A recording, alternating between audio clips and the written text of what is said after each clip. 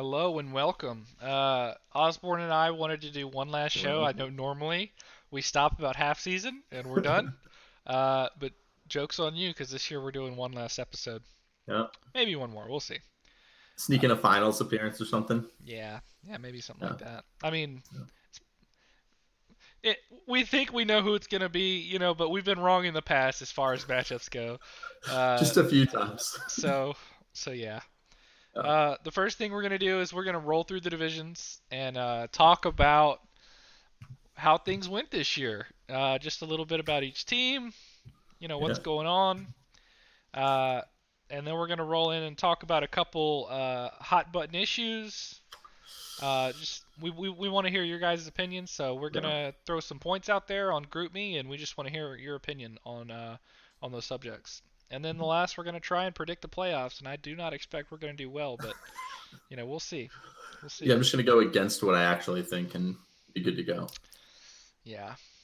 All right. So let's start with my division, the finest Okay. division. Man, Dalton Um, Dalton had an incredible year. Look at this. Look at this scoring. Holy moly, he was he was way on top. yeah. And I would like to go back and look at this this league's highest scoring teams because I know that he scored 170 the other day, and I'm pretty sure that's up there. Like that's a lot of points in one week. Right. But yeah, that's one thing I'd like to do in the future is maybe create like a little database of all our scoring, and that way we can keep track of everything. But Yeah, yeah. then there So was 173, just so you know, is the highest anyone's ever scored in the league. Last year I scored 162, which was the highest. The year before, we had Portman scoring 157. And then who was Black Mamba? Was that Denton? yeah, it was. So he scored 166 in 2015, and then we got a couple of 150s and 140s as you go further back. But Wow. yep, Dalton took the cake with the highest score this year. So congratulations, Dalton, on the highest ever score in a single game. Possibly highest in a season. We'll have to look at that as well. But following Dalton, you had me. Uh, I mean, I pretty much had three free wins from the other two teams, but one not so free within the division against Geringer that came in the final hour. So 57 points was not considered free. Yeah, I Okay, mean, yeah, it happens. it happens. OBJ And OBJ went down, and then Doug Baldwin went down, and here I am looking like an asshole. yeah, yeah. Anyway, and we got a couple teams that have traded towards their future, so they have gotten rid of some of their better players in order to invest in next year. So hopefully next year's pretty competitive, Yeah. but we shall see. Just a little recap of the record stuff that's also provided by the NFL. And Dalton set the record this year. 1,768 points is the most we've had. And then you and Poorman both cracked 1,600, and that's the second and third highest scoring. So, Wow. so yeah, we had a couple of really strong years. Yeah. Yeah, It's yeah. especially crazy to think about it too, because Dalton, I mean, he did not have anything handed to him this year. No, He didn't even draft. You know, I had to tell him to fix his keepers. Like he he wasn't able to draft, and he still, Todd Gurley alone was, oh yeah. yeah, no kidding. What a Todd, season he had. to have it in back-to-back years. I mean, it's really impressive. Yeah, yeah. We'll see if he keeps it up next year when he's on my team. All right. So any other impressions of the AFC West and the? No, I mean I think yeah, it is interesting. Garinger kind of took a shot at it this year. Realized early on your division was very competitive and bailed. So good in season adjustment by him. I think you saw that the league was kind of tough this year, but that you had a shot for it. So you made a couple good trades early, and barring that disaster of a final game, you really had a shot at making the playoffs and being a threat. So uh, I think it was a good division all around. I got to agree with you. So I'm trying to look at this. Yeah, we'll wrap up my division, move on to the next one. So the Colts and the Texans they tied, right? Seven and They did. seven. Yep. Uh,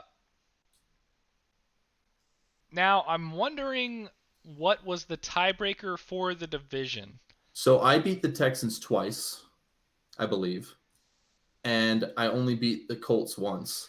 So that So that that that's what I hurts think it them is, though. I think it's divisional record, and I'm wondering if there's a way on the site to to look at the see that. divisional record. I don't know. While we talk, I'll look for that. Okay. Um, but the yeah, somehow, while intentionally trying to lose this year, I accidentally beat Kemner earlier in the year, and then his last two games had a little bit more fun with it, Yeah. and You must took a game off of him on purpose. So you must have been mad about the Patriots game, huh? so I'm in New Orleans. I got my entire family from New England at a wedding down there. We find the only Patriots bar in New Orleans. The whole place is Patriots fans, and there's two Dolphins fans in the corner. I think the two Dolphins fans somehow were louder than the Patriots fans were the whole game when that happened. So I couldn't even be mad. I was kind of drunk. Long weekend in New Orleans. Was kind of tired. It was just like you got to be fucking kidding me. So I gotta tell you, the number of times I've seen that trickery work, I can count it on one hand, right? yeah, yeah, I yeah. can't believe it worked. I can't either. And uh, it sucks for them, but it's a random game in December. We'll see what happens in the playoffs. Yep, So one of the two teams will be in the playoffs, one won't. So I'm not going to lose any sleep over it. sure, Yeah. sure. So yeah, the Colts and the Texans probably came down to divisional record, I would imagine. The Titans had a bit of a rough season. There were some early injuries. Obviously, Yeah. there was the trade with me. Mhm. I don't know how did OBJ. I know Carlos Hyde ended up like getting traded, and after Falling that, off. yeah, he didn't do well after that. But Yeah, I don't know how much the trade ended up really mattering one way or another afterwards. I mean, they both had some high highs and they both let you guys down in the end. So yeah, it's tough to say. yeah. There's Landry and there's Odell up here. So Yeah. 142, 191. Carlos Hyde was doing well. I don't know why they just like went away from him. It I was don't know, weird. but I'm not complaining because it was getting kind of tough to project how Nick Chubb was going to do. Yeah, well, And it's a little then they made it easier. really, yeah, they made it easy Little for me. easier So, now, huh? yeah. So, I was dropping him. Like it was happening. I was like, you know what? He's not getting the ball. There's got to be someone else out there who's worth it. I was maybe a week away from dropping him when they cut or traded Hyde. So thank you, Cleveland. Thank you, Cleveland. Yep. Yep. And then you got one lonely shitter down there at the bottom of the pack, and he just didn't have a good season. I would beg to differ. Yeah. I think I had an outstanding season. Well, we can So, talk more about that later. Uh, Moving on to the last division, we have the Hinshaws, yep. Philadelphia Hinshaws, 11-3, tied for first, but I think he lost their direct matchup, their head-to-head, so that's why he got second. And Uh, that plays a factor when we look at the playoffs, I think. yeah, Yeah. big games like that. Yep. But yeah, he did great. Now this was a really tough division. Look at that, 8-6, 8-6, 7-7. Everyone was trying, and everyone. I mean, compared to like you know our divisions, Yeah. where we had some people who maybe weren't trying. They were trying at first, right? But Right. they dropped off at the end, and Hmm. yeah, all players. All of them are in the consolation, I believe. Let me double check here. Yeah, I think you're right. I think you've got Shy, myself, Garinger, and Poorman in the bottom, and Right. then Cowboys, Giants. Oh wait, no. Cowboys, Giants. Oh, Redskins, Eagles. Yeah, they're all in the playoff or in the. They're all still playing. Yeah, yeah, yeah. So, yeah. So Pippen got it on tiebreakers. I was looking it up, and Okay. between me, Fogarty, and Pippin, he was 2-1, and Okay. each Fogarty and I were 1-2. So you really needed to, if you beat Geringer, no question. But since it didn't work out, um, that hurdle of that mountain to climb of 58 points was too much. Yeah, So it was a rough game. Thanks. yeah, you're welcome. And Gantz, he had a good year. Another tough run. Better luck next year. It's entirely possible that anyone in their division would have made the playoffs if they are in ours. Like In the second that being division. John's. Yeah, Yeah, yeah. yeah, I agree. So interesting, Well, I mean, interesting. if you look at this, look at this. The first team to show up in the overall standings is Kimner, but because he had tiebreakers over Cook, Cook advanced and Kimner didn't. But I mean, that's Yeah, the sixth and eighth place team in what would normally be, a one division league. But right. yeah, so yeah, Yeah, but the 1 year the Seahawks made the division with a losing record and hosted a home playoff game, and there was this big run, and they were able to win a playoff game against a significantly superior opponent. So it's entirely possible that Cook can go ahead and pull the same thing off in the playoffs. let's hope so. And talk no more of that. All right, moving on. Uh, so we wanted to talk a little bit about postseason trading. So trading is still open. Uh, Yep, and I was thinking about trading one of the people in the playoffs, and it feels kind of dirty, right? Like these people worked really hard to get to playoffs, and now they don't just want to have all these players transferred to another person's team, right, but at the same time, like Henshaw or I don't know if anyone else in the playoffs has received players quite like Henshaw has, but teams have traded earlier on in the season and they've used their draft picks, and that's how they've choose to use their resources. right. So I don't see why anyone should feel bad about trading at this point. So what I want to know is, Osborn and I both, we want to know how y'all feel about it. So we're gonna put this in the group meet. We're gonna post a discussion, and we just want to see how everybody feels. Yeah, and some things I think to throw out there.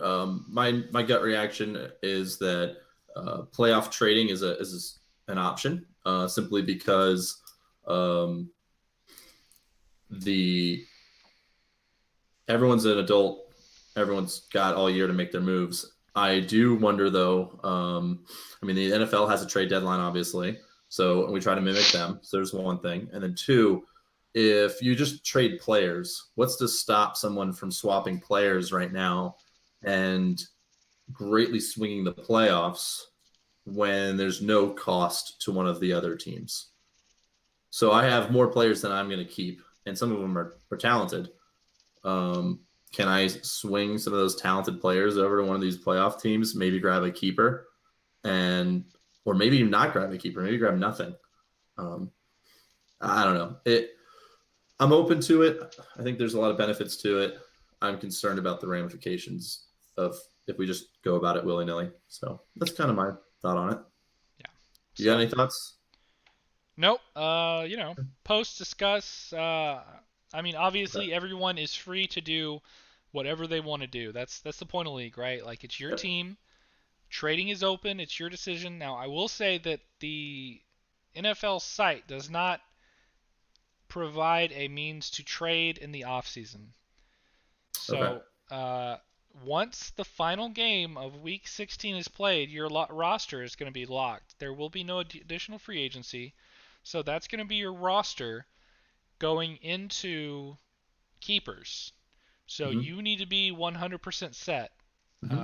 with that whenever you submit your players for that last game. Right. And that's something that I'll have to talk about that with you. I don't know if anyone else has discussed with you trades they made that had kind of two parts to it, but that's something that if we want to talk about maybe having an open season for trading right before keepers like we did last year to discuss. So I will say that is something that the system cannot support. Like I can't do, I'm gonna trade someone this guy and he's gonna trade me this guy back later. I don't know if that's what you're talking about. No, so like if in June going into the season, prior to deciding on keepers, if someone wants to trade one of like maybe do a pick swap, kind of how we had that off-season trade time period. Because right now you can only trade next year's picks, right? Hmm. But last year we were able to actually trade a full year in advance because we were into the new season. We'll talk about it. I don't think it's not something we can solve right now, but that is definitely something to talk about. All right. Yeah. Moving on, I just wanted to take a quick second to talk about trading and how it's affecting the league. Yeah. Uh, I just want to view future draft picks real quick and I scroll don't know down why here. you want to do that. Okay, so I just want to point out that there are one, two, three, four first rounders, two second rounders, two third rounders, and so on here on your boys' team. So my question to the league is this okay? You know what I mean? Like obviously it's fine, right? He is completely within the rules to trade. You know what I mean? Uh, but are maybe are do teams need to be protected because you know this is bad. You know, So in my I'm opinion. gonna I'm gonna come out right away. This is bad. We talked about it right before this. Um, I regret going as far as I did with the trading. One, I could have won my league or won my division if I had just taken a break at the beginning and tried to win. Right. Um, I could have had a shot at that. So inherently, this is bad. It's a bad problem for the league. I don't know what the solution is. I don't want to turn this into a situation where people aren't interested in the league next year or aren't um, having fun with it. And you also don't want to turn into a situation where it becomes like a 50-50 split where like now someone else has to acquire a ton of resources just to compete and it becomes like a two-team race. You obviously want to avoid any situation with uh, really where the league kind of has to feel like it has to self-police in a weird way. Like that's not healthy. So yeah, I'll come right out and be the first one to tell you I regret that I pushed it as far as I did with the trades. I kind of didn't expect them to kind of fall the way they did. They just kind of kept working out, um, and I would much rather have a balanced league um, where your in season moves and your drafting is valuable, and that just making a big bottom out and then top out style of approach is that shouldn't be heavily rewarded like it is right now. So Yeah, I mean, I can't force every team to be competitive as they can be every year, but that's the intention. It's yeah, this next season trading and all that. It's not for uh, it's not for this purpose. It's trying to right. to balance out a team and just trying to create some longevity without getting too lopsided. So my question to the league is, what can we do to change this in the future? What's a good way of, what rule can we implement? What can we do? Um, Right. and if that's, I don't know, eliminating trading beyond the current year or what have you, I don't know. But I let me mean, know. The NBA makes it so you can't trade back to back first round draft picks. That's definitely like so. Leagues have precedent of protecting the owners from themselves in this Yeah, situation. So that's something that to look at. yeah, that may be a good idea. Yeah. But yeah. So let us know what you think. The last thing we're gonna do is we're gonna try and predict the playoffs. I don't know. We'll see. Oh, one thing I did want to mention, because this may not be immediately clear to everyone. Let me pull it up in the league constitution, everyone's favorite document. Are you and I the only people who have read it? I mean, you can look at the members on it. I don't know who's read it or not, Okay. but yeah. So,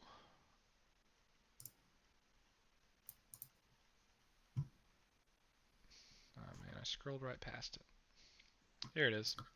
So the consolation bracket, right?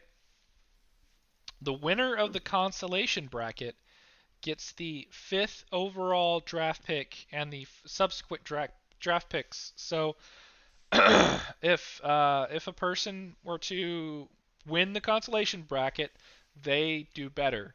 If a person loses the consolation bracket, they do worse. Mhm. So if you're in the consolation bracket, you should be paying attention. This is still relevant. Your season has not ended. If Right. you want to trade away all your players, that's your prerogative. It just like the playoffs, it all starts over right here. It's all about uh, getting to improve your team, and you can Hmm. do that right now by winning.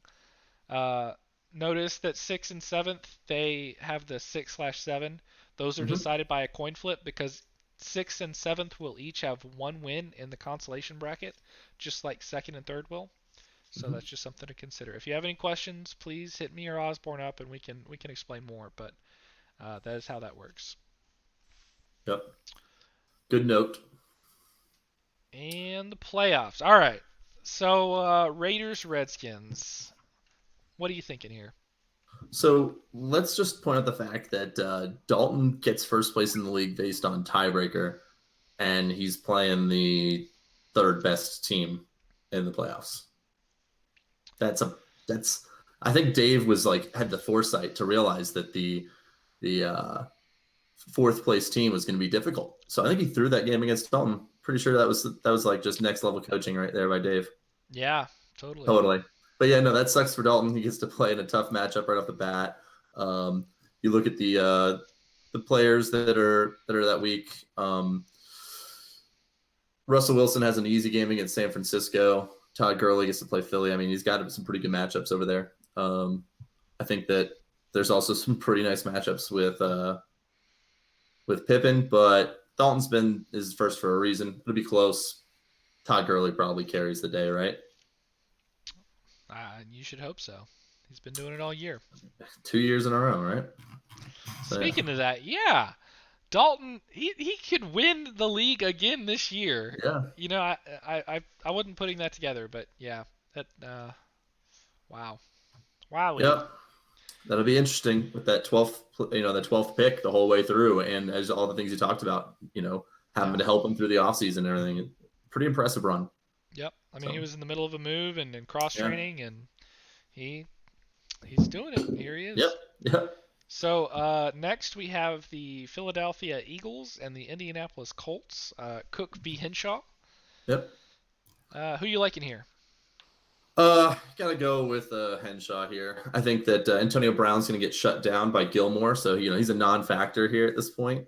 Um, no, in all seriousness, I think that the number of players for Henshaw makes him extremely consistent. He hasn't necessarily had his highest scores. No one's really blown up at all in the same time for him to put up the same kind of points Dalton has, but every week is pretty consistently high scoring for him, and so I'll give it to him.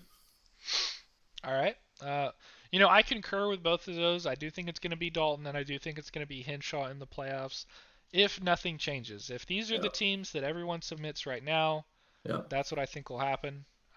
Obviously, Cook and Pippen are able to still make moves, so we'll see what yeah, happens. yeah, So hypothetical world, uh, Dalton and Henshaw in the Super Bowl. What yeah. do you think happens? I think Dalton goes back to back. Dalton goes back to back. Yeah, I kind of think he's winning it this year. I have a feeling he's paying a little more attention than he was at the beginning of the year. I'm predicting that he pulls in an RB1 and a wide receiver one with draft picks in the 2 to 5 range, maybe give up a keeper, and just solidifies his season. I'm thinking back to back for Dalton. Wow. Yeah, I mean he's definitely got a good shot. I'm gonna have to give it to Henshaw here though. I think that Dalton's team is great. It's really really good, but the Rams have down weeks just like everybody else, right? Todd Yeah, Gurley, he he's gonna put up 30, but he's only gonna put up 10. And yeah, Henshaw, his team is consistent. His bench is consistent. He's got, he's deep. He's really deep. Something that Dalton really doesn't have. Dalton has a much better top end, but Hinshaw is really deep. So we'll see what happens. Yep, it's been fun. It's been a different year. Everybody kind of doing different things, having different objectives, but it's definitely been a lot of fun. The shit talk has been real. I know going into this weekend, I mean, how cool was that? You had 4 different teams that could make the playoffs, I think, between Pippen, Fogarty, you, um, Kemner, and Cook. All of you were fighting for your playoff chances, and that's pretty awesome that that came down to the Monday night game. Well, actually, Fogarty had no chance, Oh, but yeah, because he was eliminated. He's too yeah. dumb to know it, though. You know what I No, mean? you're right. You're right. He had no option to win. So 4 teams though had a chance He, hey, to make the You playoffs. know what he did do though? What's that? He won the weekly money for week 14. Hey, Yeah, look at that, look at that guy. It's not the first time he's done it. He's done it before too. man. I was really hoping my 102 was going to do it. Oh well. 139 this week. Definitely pretty competitive. Yep, So for sure. yeah, it was pretty good, pretty exciting thing to see. Even if the game did suck on Monday night. So well, anything you want to put out to the league? With this being our maybe last video, maybe we throw a finals one in. Who knows? Yeah, I just want to say, it's been a fun year. It's an honor to serve as y'all's commissioner, and I hope that we get to do it again next year. Yeah, it'd be a lot of fun. So, all right. Good luck, everybody that's left in the playoffs, consolation bracket. Look forward to hearing from you in the group me. Let's hear your thoughts on how we want to handle playoff trading. What are some ideas to prevent the massive swings with draft picks and attempting to win versus not attempting to win? And any ideas in general you have for improving the league, we'd love to hear them. So, have a good one, everybody. And safe holidays. Happy holidays. Happy holidays. Wait, can we say Merry Christmas here? I think we can. Merry Christmas. Happy Kwanzaa.